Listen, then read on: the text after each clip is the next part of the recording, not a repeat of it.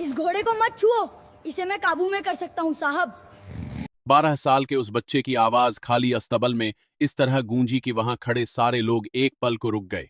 घोड़े ने जमीन पर जोर से खुर मारे, लोहे की नाल और कंक्रीट की फर्श टकराई, चिंगारी सी आवाज आई। उसकी नथुनों से गर्म सांसें निकलीं, आंखों में जंगली चमक थी, जैसे सामने जो भी आए उसे कुचल दे। और सामने खड़ा करोड़पति आदमी जोर से ठहाका मारकर हंस पड़ा।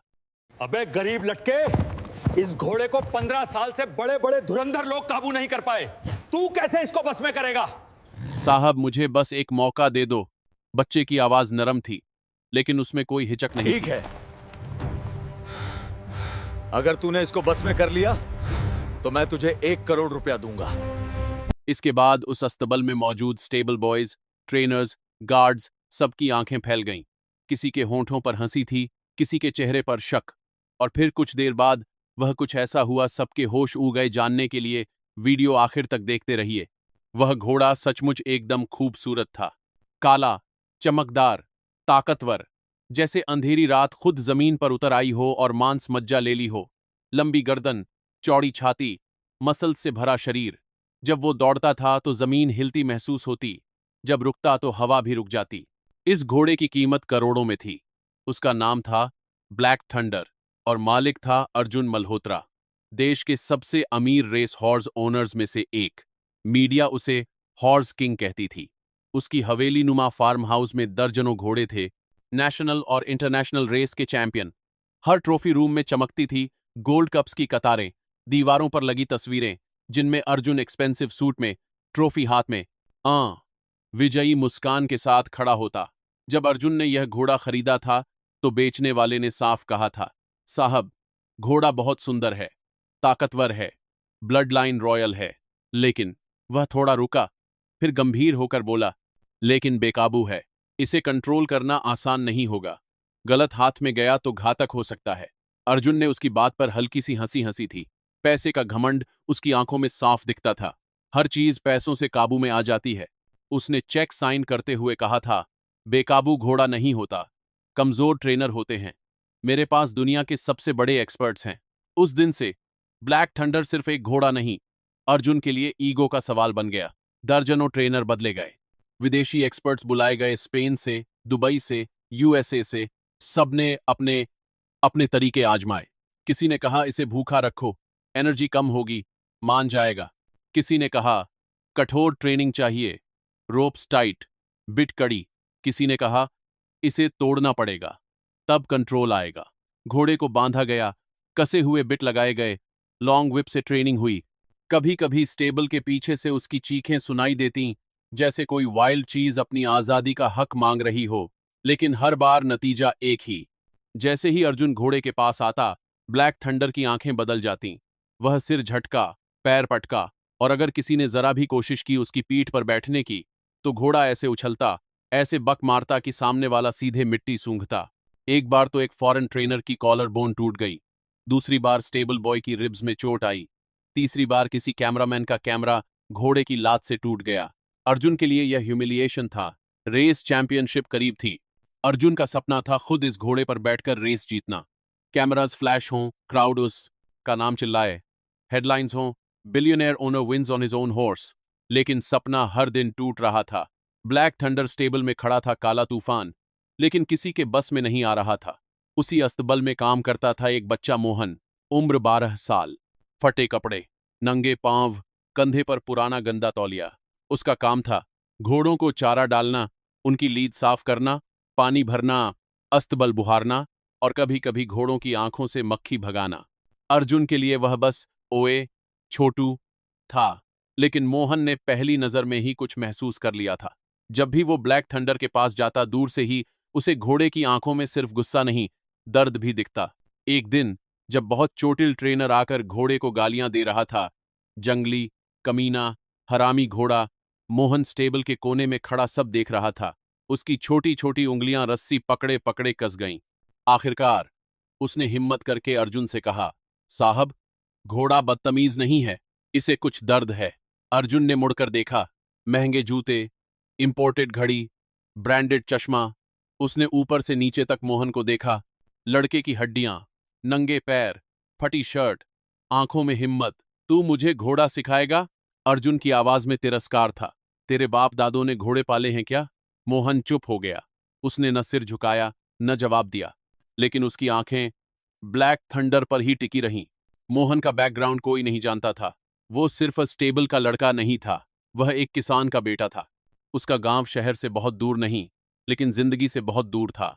मिट्टी का घर, टीन की छत, छोटे सा आंगन, वहां उसकी गाय, बकरी, 2 भैंसें और 3 छोटे छोटे देसी घोड़े थे। उसके पिता रामपाल घोड़े पालते और खेत जोतते थे। वो कहा करते, जानवर मार से नहीं भरोसे साधता, एक काबू में आते हैं। मोहन ने अपने पिता को देखा था, कैसे वे पास जाते, पहले घोड़े के माथे पर हाथ फेरते, फिर धीरे से उसके कान के पास कुछ बोलते, फिर हल्की सी थपकी देकर उसकी पीठ सहलाते, और वह जंगली दिखने वाला घोड़ा कुछ मिनटों में शांत, भरोसे से भर जाता। मोहन जानता था, अगर जानवर की आंखों में डर हो तो वो हमला करेगा, अगर उसकी आंखों में भरोसा हो तो वो जान भी दे देगा। लेकिन कुछ साल पहले ड्राउट में खेत सूख गए, कर्ज बढ़ गया, फसल बर्बाद हुई। रामपाल ने शहर के एक बिचौलिए से पैसे लिए, ब्याज बढ़ता गया, घर गिरवी हो गया, और एक दिन मजबूरी के दौर में रामपाल ने शहर में स्टेबल में काम पकड़ा। फिर वहीं मोहन भी आ गया। कुछ महीने बाद रामपाल बीमार पड़े, हार्ट अटैक। मोहन अनाथ जैसा रह गया। स्टेबल ही अब उसका घर था। वो दिन में घोड़ों के बीच, रात को अस्तबल के कोने में पुरानी चादर ओढ़कर सो जाता। घोड़ों की सांसों की आवाज, उनके खुरों की टकटक, उनकी ओकेजनल हिनहिनाहट, यही उसकी लॉरी थी। एक रात जब अरियर वेजेस को लेकर स्टेबल में टेंशन था, सारे लोग सो चुके थे, नींद नहीं आ रही थी, बाहर हल्की बारिश हो रही थी, अस्तबल के टीन की छत पर बारिश की बूंदें बज रही थीं। मोहन से रहा नहीं गया। वह चुपके से उठा, बैरफुट ही स्टेबल में चला आया। हल्की पीली ट्यूबलाइट जल रही थी, अंधेरे और रोशनी का अजीब मिश्रण। ब्लैक थंडर कॉर्नर वाले स्टॉल में खड़ा था। उसकी आंखें अब भी जागी हुई थीं, नथुने फड़फड़ा रहे थे, कभी कभी वो टेल फटकार देता। मोहन धीरे धीरे उसके स्टॉल के दरवाजे के पास पहुंचा। कोई ट्रेनिंग नहीं, कोई रस्सी नहीं, कोई चाबुक नहीं, बस वह था। और घोड़ा, वह कुछ दूरी पर जमीन पर ही बैठ गया, घोड़े की तरफ नजरें शांत रखीं। डर मत, मैं तुझे हाथ नहीं लगाऊंगा जब तक तू खुद न चाहे, उसने धीरे धीरे कहा। आवाज आर में एक अजीब सी मिठास थी जो शायद घोड़े के कानों तक पहुंची। उसने अपने पिता की तरह कुछ शब्द दोहराए। तुझे दर्द हो रहा है ना? किसी ने बहुत कसकर लगाम बांधी ना? तू बुरा नहीं है, तू बस डरा हुआ है। कुछ देर तक घोड़ा उस पर घूरता रहा, फिर धीरे धीरे उसने अपनी गर्दन नीचे की। मोहन ने उसके खुर देखे, किनारों पर हल्की सूजन, उसकी पीठ पर पट्टे के निशान, जहां सैडल कसी जाती थी वहां त्वचा छिल गई थी। मोहन ने हाथ आगे नहीं बढ़ाया, बस पास बैठकर बातें करता रहा।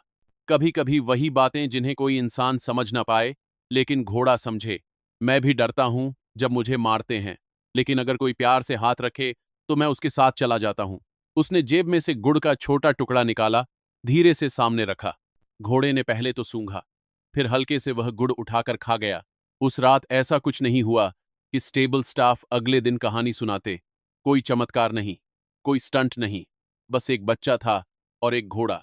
लेकिन कुछ बदल चुका था।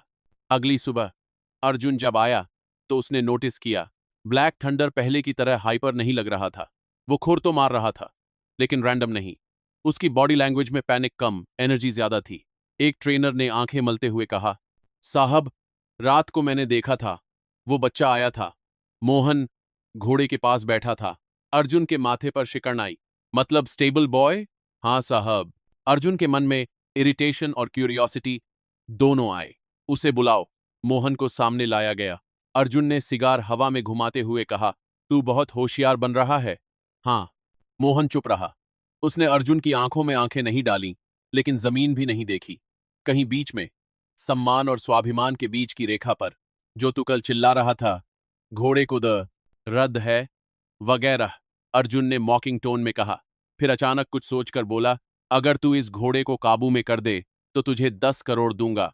पास खड़े सब लोग ऑलमोस्ट हंस पड़े। 10 करोड़ एक मजाक जैसा लगा। मोहन ने शांति से कहा, पैसे नहीं चाहिए साहब। अर्जुन ने भौं चढ़ाई। क्या पैसे नहीं चाहिए?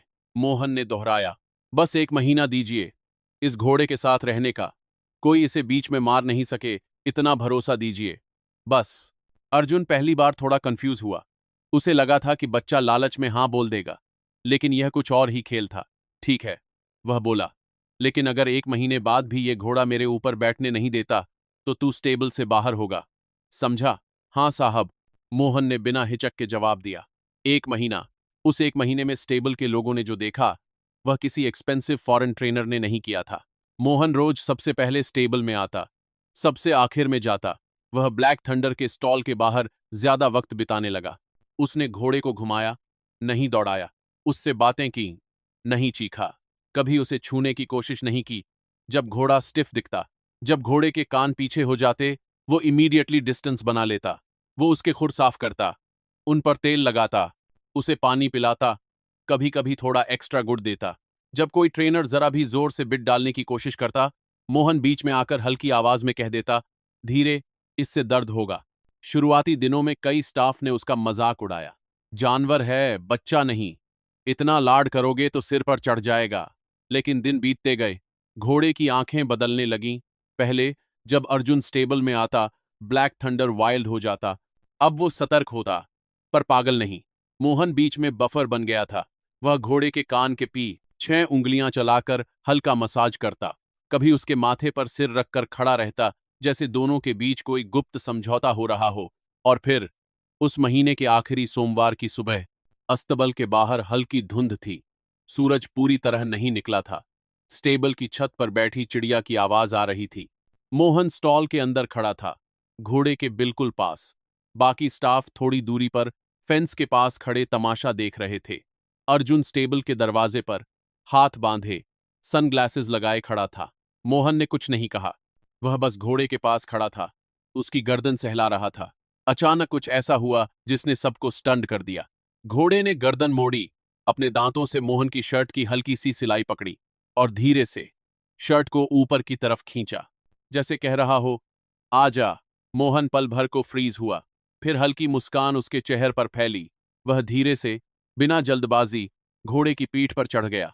कोई सैडल नहीं, कोई रेन्स टाइट नहीं, बस बेयरबैक एक लड़का, घोड़े की गर्म पीठ पर बैठा हुआ। पूरा अस्तबल सन्न हो गया। किसी के हाथ से बकेट गिर गई, किसी के मुंह से हे भगवान जैसा शब्द निकला। ब्लैक थंडर ने एक बार गर्दन झटका, फिर दौड़ पड़ा। लेकिन इस बार उसकी दौड़ वाइल्ड नहीं थी, कंट्रोल में थी। वह स्टेबल की बाउंड्री के अंदर गोल घूम रहा था। मोहन उसके ऊपर आराम से बैठा, बिना डर, बिना घबराहट के, जैसे बचपन से ऐसा ही कर रहा हो। उसकी हथेलियां घोड़े की गर्दन पर थीं। उसने बिट खींचा भी नहीं था, सिर्फ बोल रहा था, शाबाश, आराम से, अच्छा लड़का, धीरे। घोड़े के कान हल्के हल्के पीछे आगे हो रहे थे, जैसे वो हर शब्द सुन रहा हो। अर्जुन के हाथ सचमुच कांपने लगे। उसे पहली बार रियलाइजेशन हुआ, इतने करोड़ों लगाने के बाद भी, इतने एक्सपर्ट्स बुलाने के बाद भी, इतना मारने पीटने के बाद भी, जिस चीज ने घोड़े को कंट्रोल किया वह था भरोसा। उसने धीरे से पूछा, तूने क्या किया?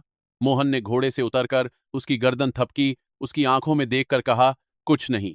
फिर अर्जुन की तरफ मुड़कर बोला, बस इसे सुना, इसे दर्द कहाँ हो रहा है यह समझा, इसे मजबूर नहीं किया, इंतजार किया, जब तक यह खुद नहीं मान गया।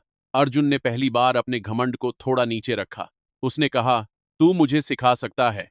मोहन ने सिर हिलाया, साहब इसे 1 हफ्ता दीजिए, जबरदस्ती मत कीजिए, इमोशन से जुड़िए। अर्जुन हंसना चाहता था, लेकिन हंस नहीं पाया, क्योंकि जो चीज उसके सारे पैसे नहीं कर पाए थे वह इस बच्चे की इमोशन ने कर दिखाई थी। अगले कुछ दिनों तक मोहन सिर्फ घोड़े के साथ नहीं, अर्जुन के साथ भी काम करने लगा। पहली बार अर्जुन ने महंगे सूट छोड़कर सिंपल टी शर्ट पहनकर स्टेबल में समय बिताया। उसने घोड़े के माथे पर हाथ फेरा, पहली बार उसे आंखों में देखकर कहा, मुझे माफ कर, मैंने तुझे सिर्फ ट्रॉफी की तरह देखा। मोहन ने उसे सिखाया, जब आप उसके पास जाते हैं तो आपका डर, आपका घमंड, सब वो महसूस करता है। आप जितना उसे जीतना चाहेंगे वो उतना आपसे भागेगा। आप उसे पार्टनर बनाइए, वो खुद आपको जीतने में मदद करेगा। धीरे धीरे ब्लैक थंडर ने अर्जुन को स्वीकार करना शुरू किया। पहले वो सिर्फ अलाउ करता कि अर्जुन उसके स्टॉल में खड़ा हो, फिर उसने अलाउ किया कि अर्जुन उसकी गर्दन छुए। फिर एक दिन मोहन के सुपरविजन में अर्जुन उसकी पीठ पर चढ़ गया। उस दिन स्टेबल में कोई शोर नहीं था, सिर्फ मोहन की आवाज थी, आराम से साहब, टेंशन मत लीजिए, सांस लें, डर मत भेजिए इसके अंदर। घोड़ा कुछ सेकंड के लिए स्टिफ हुआ, फिर धीरे धीरे आगे बढ़ा। कोई लात नहीं, कोई बक नहीं, कोई वाइल्ड जंप नहीं। और रेस के दिन, ग्रैंड रेस डे। स्टेडियम में हजारों लोग, बड़ी बड़ी LED screens, commentary box, media vans, betting counters, हर तरफ चमक, शोर, एक्साइटमेंट। वहां सबसे बीच वाले स्टॉल में ब्लैक थंडर खड़ा था। उसके शरीर पर चमकती काली कोट, उस पर चमकती सैडल, पैर में पॉलिश्ड हॉर्स शू। उसकी आंखों में वह पुरानी वाइल्डनेस नहीं, चमकती हुई एनर्जी थी। अर्जुन पहली बार अपने किसी घोड़े पर खुद सवार होने वाला था। उसके दोस्त, राइवल ओनर्स सब हैरान थे। तू खुद बैठेगा? पागल हो गया है क्या? लेकिन अर्जुन मुस्कुरा रहा था। उसके पीछे स्टेबल गेट के कॉर्नर पर मोहन खड़ा था। फटे कपड़ों की जगह उसे आज साफ सादा कपड़ा मिला था, लेकिन उसकी आंखें पहले जैसी ही थीं, घोड़े पर टिकी। स्टार्टर ने हाथ उठाया, गेट खुला। घोड़ों की कतार लाइटनिंग की तरह बाहर निकली। भीड़ चीखी, कमेंटेटर की आवाज गूंजी, और ये रहे हमारे राइडर्स। लेफ्ट से थर्ड में है ब्लैक थंडर, जिसके ऊपर खुद मालिक मिस्टर अर्जुन मल्होत्रा बैठे हैं। पहले लैप में ब्लैक थंडर बीच में था, दूसरे लैप में धीरे धीरे आगे बढ़ने लगा, तीसरे लैप में उसने एक एक करके सबको पीछे छोड़ दिया। उसकी दौड़ वाइल्ड नहीं थी, हर स्ट्राइड कैलकुलेट, हर टर्न मेजर्ड, हर जंप ग्रेसफुल। फिनिश लाइन के ठीक 50 मीटर पहले अर्जुन ने हल्का सा बिट ढीला छोड़ा। ब्लैक थंडर ने पूरी ताकत से स्प्रिंट किया और सबके आगे निकल गया। फिनिश लाइन पार होते ही स्टेडियम गूंज उठा। फोटो, फ्लैश, चीखें, सीटियां, कमेंटरी, सब कुछ एक साथ। अर्जुन ने घोड़े की गर्दन पर झुककर हाथ फेरा। उसकी आंखें भीगी हुई थीं। जब वह स्टेबल वापस लौटा तो पहली चीज जो उसने की वह यह कि वह उतरा और ब्लैक थंडर के साथ साथ चलते हुए मोहन के पास आया। उसने अपने महंगे ग्लव्स उतारकर हाथ जोड़कर मोहन की तरफ देखा। आज जो ट्रॉफी मैंने ली है उसमें तेरा हिस्सा ज्यादा है, जन पर। फिर धीरे से बोला, तूने मुझे नहीं, मुझे खुद से काबू में करना सिखाया। मोहन हंसा, फिर वही वाक्य दोहराया जो उसने पहली मुलाकात में कहा था, साहब। घोड़ा बदतमीज नहीं था, उसे सिर्फ समझा नहीं गया था। अर्जुन ने जेब से एक एनवेलप निकाला। ये करोड़ का चेक नहीं है, वह हंसते हुए बोला, लेकिन ये तेरी पढ़ाई, तेरे गांव, तेरी मां, सबके लिए है। और ये स्टेबल अब सिर्फ मेरा नहीं, तेरा भी है। कुछ चीजें पैसे से नहीं मिलती, जानवर हों या इंसान, उन्हें समझना पड़ता है, सुना पड़ता है, उनके दर्द को पहचानना पड़ता है। 15 साल में बड़े बड़े धुरंधर ट्रेनर्स ने जो नहीं किया वह उस 12 साल के बच्चे ने कर दिखाया, जिसे लोग छोटू, गरीब, स्टेबल बॉय कहकर बुलाते थे। जिस बच्चे को सबने नजरअंदाजा किया, उसी ने करोड़पति का सपना पूरा कर दिया। अगर कहानी ने आपको कुछ सिखाया हो तो लाइक करें, सब्सक्राइब करें और कमेंट में लिखें। घमंड नहीं, समझ जरूरी है, क्योंकि कभी कभी सबसे बड़ी ताकत सबसे छोटे हाथों में होती है।